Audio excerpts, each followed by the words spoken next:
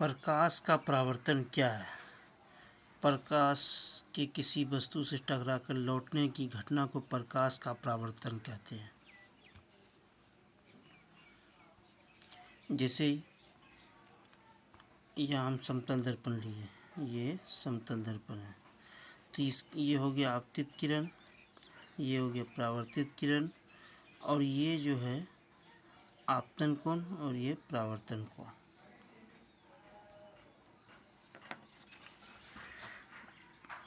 तो आपतित किरण और अभिलंब के बीच के कोण को आपतन कोण कहते हैं। परावर्तित किरण और अभिलंब के बीच के कोण को परावर्तन कोण कहते हैं। आपतन कोण क्या है? आपतित किरण और अभिलंब के बीच के बने कोण को आपतन कोण कहते हैं। इसे आई द्वारा सूचित किया जाता है। जैसे यहाँ देखिए, आपतित किरण और अभिलंब के बीच के कोण को आपतन कोण कहते हैं। परावर्तन कोण, परावर्तित किरण और अभिलंब के बीच बने कोण को परावर्तन कोण, इसे आर द्वारा सूचित किया जाता है। प्रकाश के परावर्तन के कितने नियम हैं? प्रकाश के परावर्तन के मुख्यतः दो नियम। आपतन कोण हमेशा परावर्तन कोण के बराबर होता है, और दूसरा नियम जो है, आपतित किरण, परावर्तित किरण और आपतन बिंदु पर डाला गया अभिलंब तीनों एक ही तल में होता है। समतल दर्पण पर लंबवत पड़ने वाली किरण का प्रतिबिंब कैसा बनता है? समतल दर्पण पर लंबवत पड़ने वाली किरण परावर्तन के बाद उसी पथ पर लौट जाती है, अर्थात उसका प्रतिबिंब लंबवत होता है। जैसे यहाँ इधर से पड़ा, उसके बाद तुरंत रिटर्न आ गया।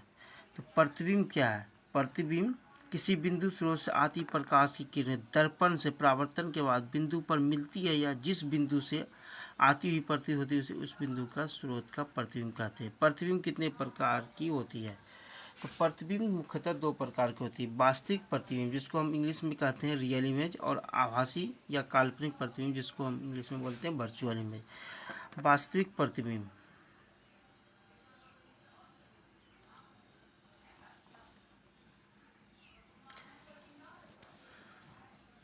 किसी बिंदु स्रोत से आती प्रकाश की किरण दर्पण से परावर्तन के बाद जिस बिंदु पर वास्तव में मिलती है, मतलब रियल में, उसे उस बिंदु स्रोत का वास्तविक प्रतिबिंब कहते हैं।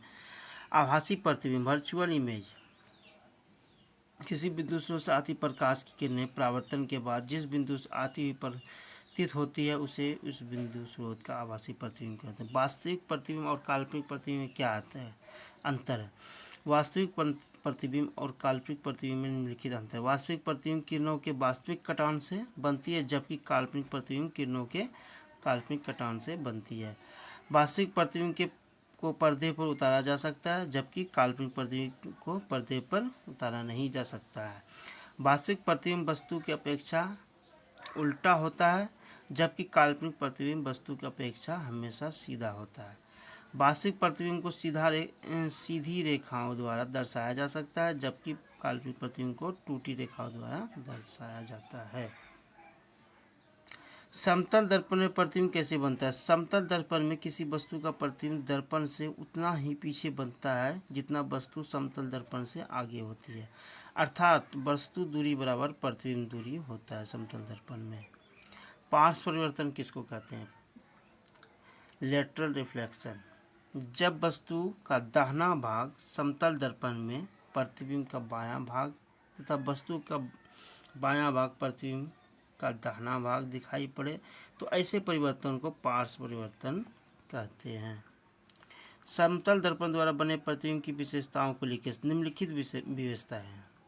प्रतिबिंब दर्पण के पीछे बनता है। प्रतिबिंब का आकार बहुत वस्तु के आकार के बराबर होता है। प्रतिबिंब वस्तु की अपेक्षा सीधा बनता है। प्रतिबिंब पार्श्विक रूप से उल्टा बनता है, या आभासी होता है, या दर्पण से उतना ही पीछे बनता है जितना वस्तु दर्पण से आगे रहती है। गोलीय दर्पण क्या है? गोलीय दर्पण उस दर्पण को कहते हैं जिसका परावर्तक सतह किसी खोखले गोले का एक भाग होती है। उसे प्रायः कांच के एक टुकड़े को रंजित होता है, कलई करके बनाया जाता है। कलई मतलब कि एक तरफ पेंट करके।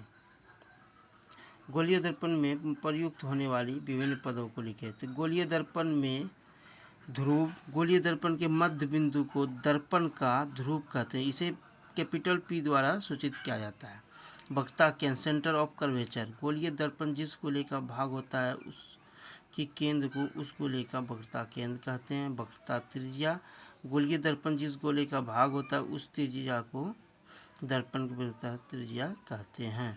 इसे कैपिटल R द्वारा सूचित किया जाता है। प्रधान या मुख्य अक्ष, गोलीय दर्पण के ध्रुव से वक्रता केंद्र को मिलाने वाली सरल रेखा को दर्पण का मुख्य अक्ष या प्रधान अक्ष कहते हैं। जैसे यहाँ देख रहे, ये हो गया वक्रता केंद्र और यहाँ से यहाँ तक हो गया, ये हो गया वक्रता त्रिज्या जिसको, और ये हो गया मेरा वक्रता केंद्र।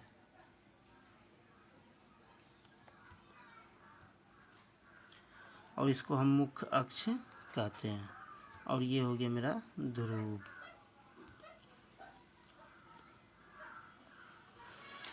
तो यहाँ से यहाँ तक ये हो गया मेरा वक्रता त्रिज्या और इस पॉइंट को वक्रता केंद्र कहते हैं।